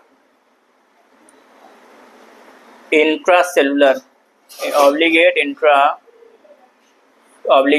इंट्रासेलुलर पैरासाइट होते हैं ये, ठीक है। ऑब्लिगेट इंट्रासेलुलर पैरासाइट होते हैं, क्या होते हैं, ऑब्लिगेट इंट्रासेलुलर पैरासाइट्स, तो ये होगा, ठीक है। Viruses are non cellular organism, ultra microscopic, inert outside from the host, और तीसरा पॉइंट ऑब्लिगेट इंट्रासेलुलर पैरासाइट होते हैं। और चौथे पॉइंट की अगर बात करते हैं हम, तब क्या होता है, इसमें जेनेटिक मटेरियल की बात करते हैं अगर हम, तो जेनेटिक मटेरियल की हम बात आगे कर लेंगे, ठीक, उसके बारे में वो तो अभी बताए थे ना, उसको हेडिंग डलवा के बता देंगे।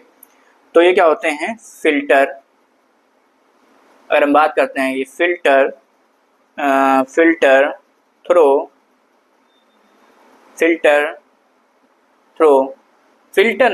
मत लिखो, इसको पास लिखो, ठीक है, पास लिखो ज़्यादा अच्छा रहेगा, फिल्टर नहीं है, ठीक है, इसको पास लिखो ज़्यादा अच्छा रहेगा। पासेस थ्रू बैक्टीरिया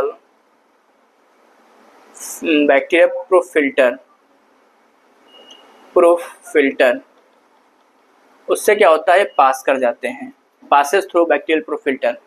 क्यों, क्योंकि ये बैक्टीरिया से छोटे होते हैं, स्मॉल होते हैं, ठीक है। Passes through bacterial proof filter. अगर हम बात कर, चलो लिख देते हैं जेनेटिक मटेरियल, अभी नीचे आ जाएगा। जेनेटिक मटेरियल क्या रहता है इनमें, जेनेटिक मटेरियल जो होता है, जेनेटिक मटेरियल वो क्या रहता है इसमें, या तो इसमें DNA होता है या फिर इसमें क्या होता है, RNA होता है, ठीक है। या तो इसमें DNA होगा या तो इसमें RNA हो जाएगा। तो आप ये 5 पॉइंट याद रखिएगा। क्या है कि वायरसेस जो होते हैं नॉन सेलुलर ऑर्गेनिज्म है, ठीक है। वायरसेस क्या होते हैं, नॉन सेलुलर ऑर्गेनिज्म है, और क्या होते हैं, ये बहुत छोटे होते हैं, बहुत छोटे होते हैं। अल्ट्रा माइक्रोस्कोपिक इसीलिए लिखा है यहाँ पर, inert outside from the host, ठीक है। तीसरा पॉइंट है ऑब्लिगेट इंट्रासेलुलर पैरासाइट होते हैं ये, मतलब क्या होता है, ये सेल के अंदर होते हैं, इसीलिए इंट्रासेलुलर लिखा है यहाँ पर, इस वर्ड को पकड़िएगा, इंट्रासेलुलर, ठीक है। और पासेस थ्रू बैक्टीरियल प्रोफिल्टर, जो बैक्टीरिया को फिल्टर करने वाला होता है, जो बैक्टीरियल प्रोफिल्टर, उससे पास कर जाते हैं, क्योंकि बैक्टीरिया से बहुत छोटे होते हैं। जेनेटिक मटेरियल क्या होता है, डीएनए होता है या फिर इसमें आरएनए, मतलब कोई एक ही चीज होती है, या तो डीएनए पाया जाएगा जेनेटिक मटेरियल, या फिर इसमें आरएनए पाया जाएगा जेनेटिक मटेरियल, मतलब एक ही पाया जाएगा जेनेटिक मटेरियल, ठीक है। तो यह पॉइंट नोट करिएगा, ठीक। अब आते हैं, अब क्या है, अब आते हैं इसमें component of viruses, component of viruses, इसमें इससे कौन कौन से कंपोनेंट होते हैं, ठीक है। यहाँ पर एक हेडिंग डाल लो नई, कौन सी, कंपोनेंट ऑफ वायरसेस, कौन सी heading, component of viruses, components of कौन से, वायरसेस, ठीक है, कंपोनेंट ऑफ वायरसेस।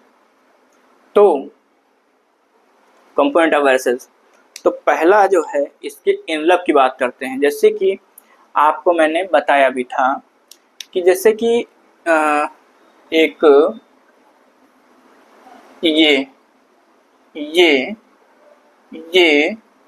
ये ठीक है, इस तरीके से, रुको इसको फिर से बनाते हैं, यहाँ नीचे ऐसे और ऐसे, ये क्या है, ये कैप्सिड है, ये जो है ये कैप्सिड बनाया है मैंने, ये जो है कैप्सिड है, ठीक है।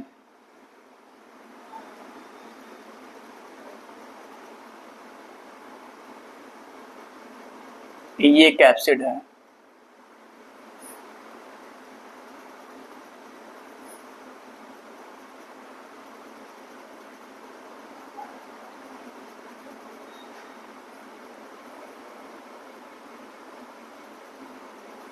ये क्या है, ये कैप्सिड है,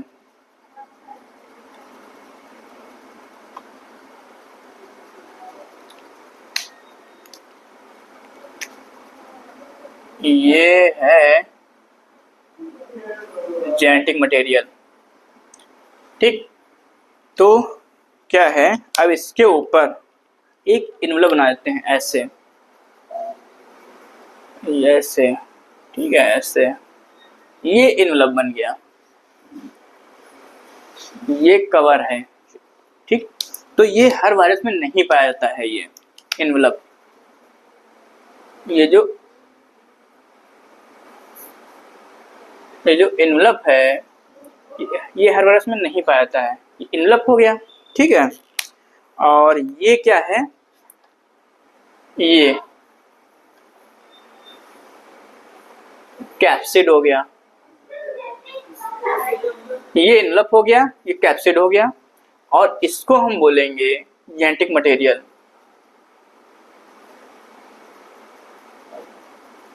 जेनेटिक मटेरियल, ठीक है।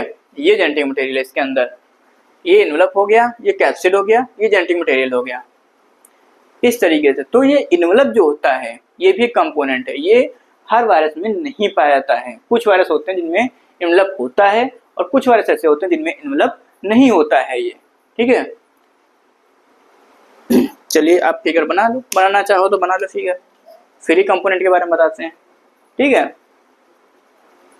चलो ठीक है, सो पॉज करके बना लेना, पॉज करके बना लेना इसको।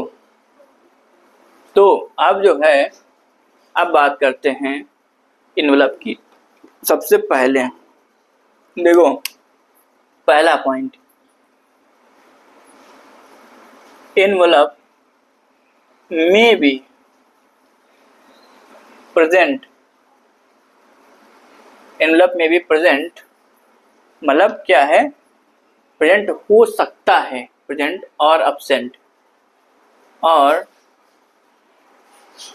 एब्सेंट इन्वेलप जो होता है वो प्रेजेंट भी हो सकता है, मतलब पाया जाएगा भी और नहीं पाया जा सकता है, कोई जरूरी नहीं कि पाया जाए, ठीक है।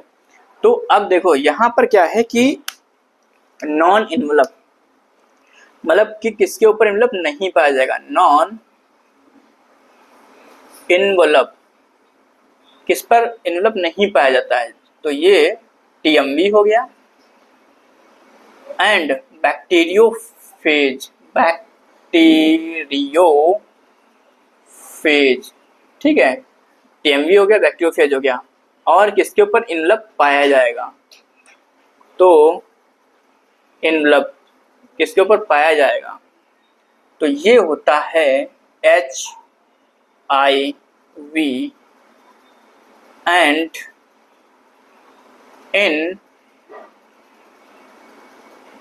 इन्फ्लुएंजा वायरस, ठीक है, HIV एंड इन्फ्लुएंजा वायरस। ये मतलब इम्पोर्टेंट यहाँ पर लिखे, जैसे नॉन इन्वेलप क्या है कि जो नॉन इन्वेलप में जैसे टीएमवी बैक्टीरियोफेज, ये इम्पोर्टेंट है दोनों, मतलब इनके ऊपर इन्वेलप प्रेजेंट नहीं होगा, और ये यहाँ पर जो है HIV और इन्फ्लुएंजा इनके ऊपर इन्वेलप पाया जाएगा, ठीक है। दोनों क्या है, इम्पोर्टेंट दोनों है, इसीलिए हम यहाँ पर लिखवा दिए। और उसके बाद में अगर हम बात करते हैं कंपोजिशन की इसके, इट इज कंपोज्ड ऑफ, काहे का बना होता है, प्रोटीन का बना होता है, कंपोज्ड ऑफ प्रोटीन, ये इन्वेलप काहे का होता है, प्रोटीन का। तीसरा पॉइंट एक और फटाक से लिख लो, जल्दी से तीसरा पॉइंट आएगा, इसकी जो सब यूनिट रहती है, इट्स सब यूनिट कौन सी रहेगी, इन्वेलप की सब यूनिट पैप्लोमर्स, ये इसकी सब यूनिट होती है, किसकी सब यूनिट होती है, ये इन्वेलप की सब यूनिट होती है पैप्लोमर्स। जैसे कैप्सिड की सब यूनिट कैप्सोमर्स होती है, उसी तरीके से ये इन्वेलप की सब यूनिट जो होती है वो पैप्लोमर्स होती है, ठीक है। ये इतना नोट करो, फिर आगे आते हैं, इतना नोट करो फिर आगे आते हैं।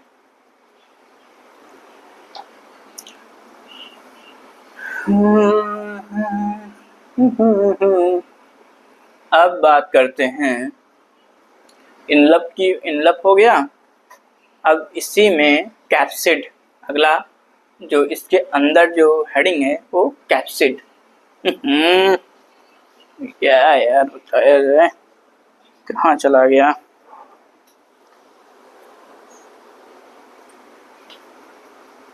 कैप्सिड, तो अगली हेडिंग इसके अंदर कैप्सिड डाल लो, ठीक है, कैप्सिड। ये भी क्या है, प्रोटीन कोट होता है, कैप्सिड भी क्या है, एक प्रोटीन कोट होता है, और इसकी अगर सब यूनिट की बात करते हैं तो कैप्सोमियर इसकी सब यूनिट होती है, आपको पता होना चाहिए कैप्सिड, ठीक है। It is the protein coat of virus, capsid क्या है, ये प्रोटीन कोट है, it is protein coat of virus, ठीक है, ये क्या है, प्रोटीन कोट है। इट्स सब यूनिट, इसकी सब यूनिट क्या होगी, इट्स सब यूनिट क्या होगी, कैप्सोमियर,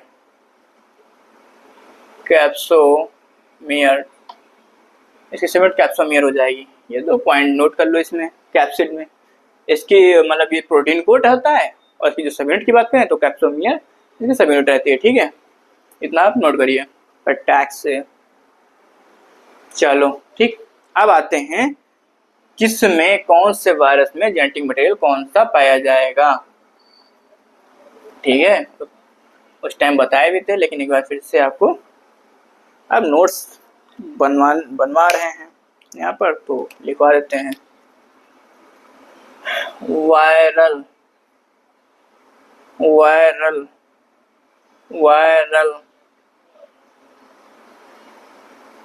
जेनेटिक मटेरियल, ठीक है, मटेरियल, वायरल जेनेटिक मटेरियल, तो ये क्या रहेगा, वायरल जेनेटिक मटेरियल क्या रहेगा।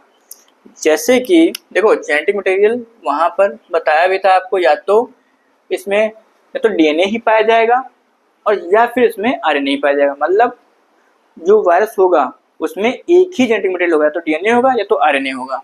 तो यहाँ पर जेनेटिक मटेरियल की अगर हम बात करते हैं, जेनेटिक मटेरियल, जेनेटिक मटेरियल जो होगा वो क्या रहेगा, जेनेटिक मटेरियल या तो इसमें डीएनए होगा और या इसमें आरएनए पाया जाएगा, एक ही पाया जाएगा, ठीक है, दोनों नहीं पाए जाएंगे, ठीक है। तो सबसे पहले क्या है, प्लांट वायरस की बात करते हैं, जो प्लांट पर इन्फेक्शन कॉज करता है उसकी बात करते हैं। तो इसमें प्लांट वायरस में क्या होता है, सिंगल स्टैंडर्ड आरएनए पाया जाएगा, ठीक, फटाफट लिखते जाओ। और उसके बाद में एनिमल वायरस, एनिमल पर जो वायरस कॉज करते हैं, एनिमल पर जो वायरस कॉज करेंगे उसमें क्या क्या होगा, एक तो डबल स्टैंडर्ड डीएनए पाया जाएगा, दूसरा डबल स्टैंडर्ड आरएनए पाया जाएगा और साथ ही में सिंगल स्टैंडर्ड आरएनए पाया जाएगा, ठीक है। मतलब साथ साथ नहीं पाए जाते हैं। जैसे एक वायरस होगा, कोई एक वायरस होगा जिसमें एक डबल स्टैंडर्ड डीएनए होगा, कोई अदर वायरस होगा उसमें डबल स्टैंडर्ड आरएनए हो सकता है, अदर वायरस होगा उसमें सिंगल स्टैंडर्ड आरएनए हो सकता है। ये मतलब एनिमल पर इन्फेक्शन कॉज करते हैं, ठीक है, इतना समझ में आया। अब आ जाओ बैक्टीरियल, बैक्टीरियल वायरस, जो बैक्टीरिया पर वायरस जो इन्फेक्शन कॉज करेंगे, ठीक है। तो ये हो जाएगा bacteriophage, double standard DNA contain double standard DNA, ठीक है, डबल स्टैंडर्ड डीएनए को इसमें पाया जाएगा। बट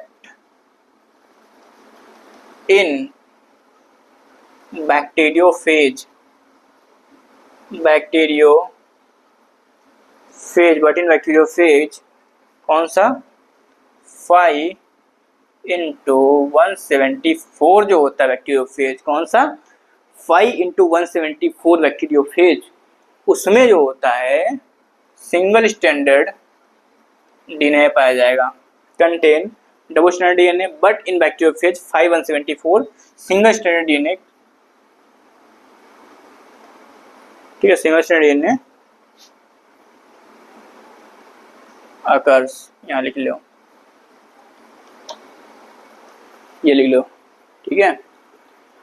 चलो इतना नोट कर लो फटाफट। प्लांट वायरस जो होते हैं उनमें सिंगल स्टैंडर्ड आरएनए पाया जाएगा और जो एनिमल वायरस होते हैं उसमें double standard DNA, double standard RNA और सिंगल स्टैंडर्ड आरएनए ये पाया जा सकता है, ठीक है। और जो बैक्टीरियल वायरस होते हैं उसमें क्या होता है, डबल स्टैंडर्ड डीएनए पाया जा सकता है। और बैक्टीरियोफेज जो होते हैं 5/174 और सिंगल स्टैंडर्ड डीएनए, मतलब 5/174 जो बैक्टीरियोफेज 5/174 है, इसमें क्या होगा कि सिंगल स्टैंडर्ड डीएनए पाया जाएगा, ठीक है। कितना नोट करो, इंपॉर्टेंट है, ध्यान रखना, क्वेश्चन आता है यहाँ से, ठीक है। खास जो है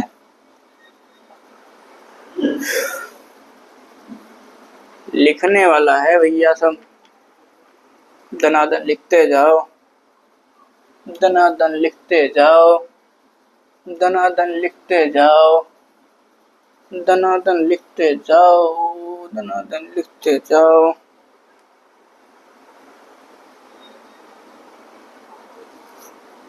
तो अब आ जाओ टीएमवी, टीएमवी जो होता है it is elongated rod like होता है। ये कैसा होता है, रॉड लाइक होता है, ठीक है, इलोंगेटेड रॉड लाइक होता है। अगर हम पहले फिगर की बात करते हैं तो कुछ फिगर ऐसे बना लो, यहाँ पर फिगर तो मतलब बहुत ज़्यादा अच्छा बनाना नहीं आता है, लेकिन फिर भी कोशिश करेंगे बहुत बेहतरीन बनाने का। भाई समझ जाना, और क्या है यार, अवार्ड थोड़ी ना मिलेगा।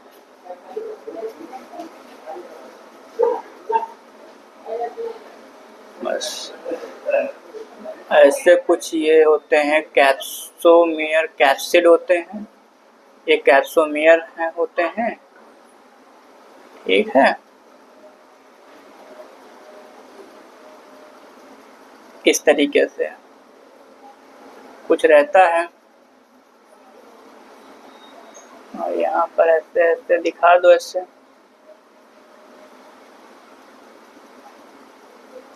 ठीक है। फिर यहाँ पर ऐसे दिखा दो ऐसे कुछ,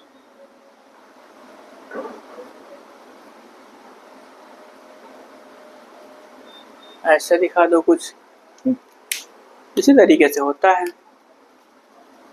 और ऐसे ऐसे ऐसे ऐसे ऐसे ऐसे ऐसे ऐसे ऐसे ही कुछ फिगर बना है भैया, कुछ यूं फिगर बना है, ठीक। इस तरीके से तो ये जो रहता है, ये पता क्या है, ये सिंगल स्टैंडर्ड आरएनए होता है। एटीएमवी का फिगर है, सिंगल स्टैंड आरएनए होता है। और जो ये है, ये क्या है, प्रोटीन कोट है, प्रोटीन कोट, ठीक है, प्रोटीन कोट है ये। और एक सेकेंड, तो ये प्रोटीन कोट है, इसको बोलते हैं कैप्सिड। इसको क्या बोलेंगे, कैप्सिड बोलते हैं। फटाफट इसको बना लो, ठीक है, फटाफट बना लो, वो कहता समझने के लिए सारा काफ़ी होता है, ठीक। इसको फटाफट बना लो। अब जो है इसके बारे में कुछ लिख लियो फटाफट, टाइम हो रहा है। तो पहला पॉइंट लिख लो, it is elongated, it is elongated, rod like होता है ये, ठीक है। ये कैसा होता है, रॉड लाइक होता है, ठीक है। It is elongated, rod like होता है। अगर इसमें जेनेटिक मटेरियल की बात करते हैं तो अभी क्या लिखे थे, सिंगल स्टैंडर्ड इसमें आरएनए पाया जाता है, ठीक है, इसे ध्यान रखिएगा। और जेनेटिक मटेरियल, जेनेटिक मटेरियल जो होता है, क्या होता है, genetic material single standard RNA with, single standard RNA made of, और जो आरएनए होता है उसमें 6400, कितने, 6400 न्यूक्लियोटाइड से मिलकर बना होता है, ठीक है। मेड ऑफ, आरएनए जो होता है वो मेड ऑफ 6400, 6400 न्यूक्लियोटाइड से मिलकर बनाता है, न्यूक्लियोटाइड। जेनेटिक मटेरियल इसमें क्या होगा, सिंगल स्टैंड आरएनए होता है और वो 6400 न्यूक्लियोटाइड से मिलकर बना होता है, ठीक है। अगली लाइन, और 213 2130 2130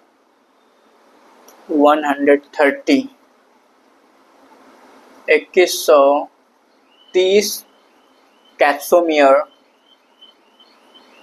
capsomere are arranged, 2130 capsomere are arranged helically, helically 2130 capsomere are arranged helically in, किसमें, कैप्सिड में,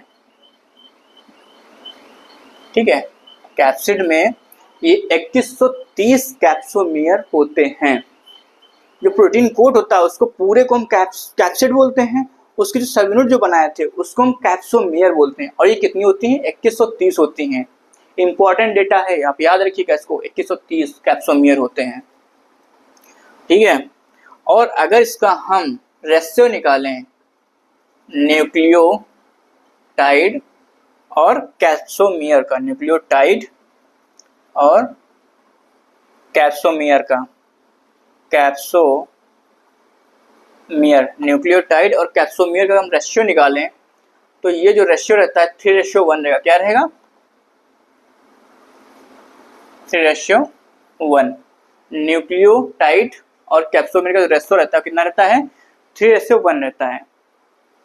ठीक है, तो ये इसके पॉइंट हो गए। बस इससे ज़्यादा कुछ इसमें पूछा भी नहीं जाएगा। इसका बेसिकली क्या, जेनेटिक मटेरियल पूछ लेते हैं। जेनेटिक मटेरियल क्या रहता है? सिंगल स्ट्रैंडेड आरएनए होता है। इसके कितने न्यूक्लियोटाइड होते हैं? 6400 न्यूक्लियोटाइड इसमें पाए जाते हैं। ठीक है, और इसमें कितने कैप्सोमियर होते हैं? और कैप्सोमियर जो होता है ये क्या होता है? यूनिट होता है किसी कैप्सिड की यूनिट होता है। 2130 कैप्सोमियर पाए जाते हैं। ठीक है, और कैसे हेलिकली अरेंज रहते हैं ये। और साथ ही साथ में न्यूक्लियोटाइड और कैप्सोमियर का जो रेशियो होता है वो 3:1 होता है। आप इतना याद कर लीजिए फटाफट और इसको नोट कर लीजिए। ठीक, अब आते हैं इसके बाद में बैक्टीरियोफाज की बात करते हैं। बैक्टीरियोफाज की बात करते हैं। बैक्टीरियोफाज की बात करते हैं आज। देखो, जो मतलब टारगेट लिया था क्या उसको तो कंप्लीट करना ही करना है आज। थोड़ा टाइम भले थोड़ा ओवर हो रहा है, कोई दिक्कत नहीं, देख रहे हैं। बैक्टीरियोफाज ये ज़्यादा बड़ा वीडियो शूट नहीं कर सकते हैं हम। ठीक है, बैक्टीरियोफाज। तो अब क्या है, पहला पॉइंट देखो, बैक्टीरियोफाज होता है इसके बारे में मैंने पहले ही बताया है। बैक्टीरियोफाज होते हैं बेसिकली ये क्या करते हैं? बैक्टीरिया पर कॉज करते हैं। और बैक्टीरियल वायरस में जो जेनेटिक मटेरियल होता है वो कैसा होता है? डबल स्ट्रैंडेड डीएनए होता है। ठीक है, तो जो बैक्टीरियोफाज होता है इसमें भी कैसा होता है? डबल स्ट्रैंडेड डीएनए पाया जाएगा। ठीक, तो आ जाओ। It in fact bacteria, in fact bacteria,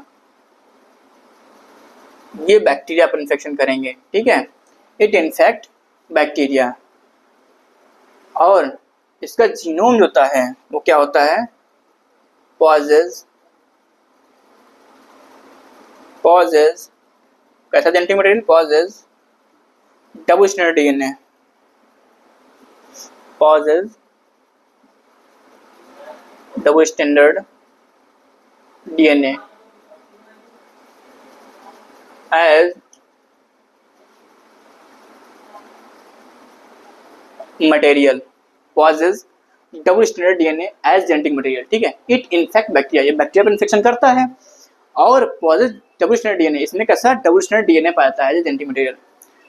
ठीक, बस इसमें 2 लाइन सफिशिएंट हैं। ठीक है, एक तो आपका बैक्टीरियोफाज देखो एनसीईआरटी में दे रखा था तो आपको यहाँ पर बता दिए। और इससे अगर फिगर की बात करते हैं तो फिगर भी देख लो। फिगर बहुत साधारण फिगर है, कुछ खास नहीं है। फिगर तो आप कक्षा केजी से पढ़ते आ रहे हो, एनसीईआरटी से पढ़ते आ रहे हो। ठीक है, ऐसे ऐसे इसकी ये क्या बन गई? इसकी क्या बन गई? ये हेड बन गया, कपड़िया इसकी। ठीक है, कपड़िया बन गई। ये भैया जैसे देखो अपना सर है। ठीक है, और ये क्या है? कॉलर है। ये इसकी क्या हुआ? कॉलर हो गई। अब क्या है, कॉलर के नीचे क्या होता है? फिर पूरा कपड़ा होता है कॉलर के नीचे। तो अब क्या है, ऐसे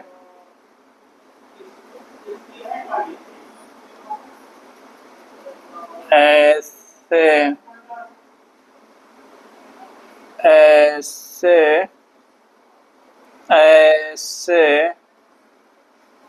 ऐसे ऐसे ऐसे ऐसे। ठीक है, ये बन गया सेट। ये बन गया शीत,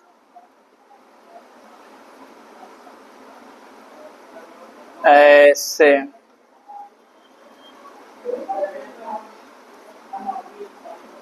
ठीक है, ऐसे।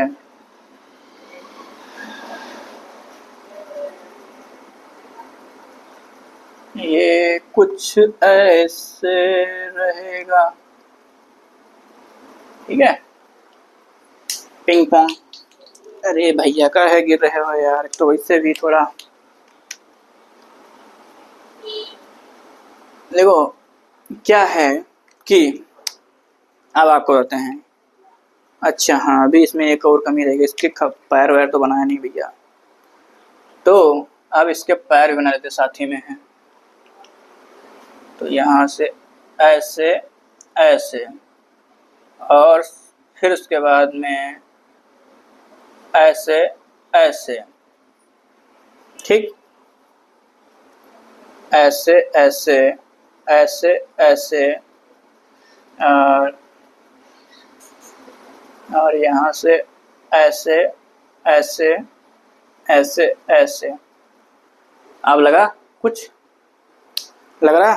ठीक है, ये क्या है, इसका हेड है, ये इसका हेड है, ये इसकी, इसको को बोलेंगे कॉलर। ठीक है, और इसको हम बोलेंगे, ए बना दो भैया का है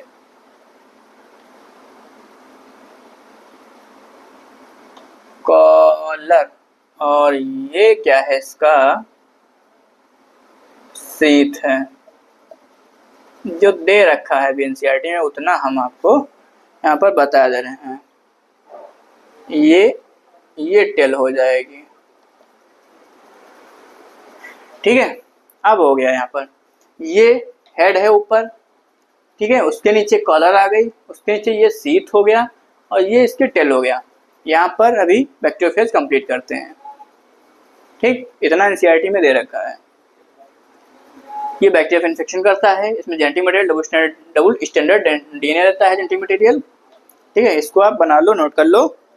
बस आज हम यहीं तक रखेंगे। इसके आगे फिर जो है, इसके आगे फिर वायरॉइड, प्रियॉन्स, लाइकेन बता के फिर नया चैप्टर चालू कर देंगे। जो अगला जो टर्न होगा, अगला टर्न, उसमें क्या करेंगे, प्लांट किंगडम को शुरू कर देंगे। ठीक है, चलिए आज यहीं तक रखते हैं। ठीक, चलो इसको नोट कर लें। ठीक है, ओके, थैंक यू।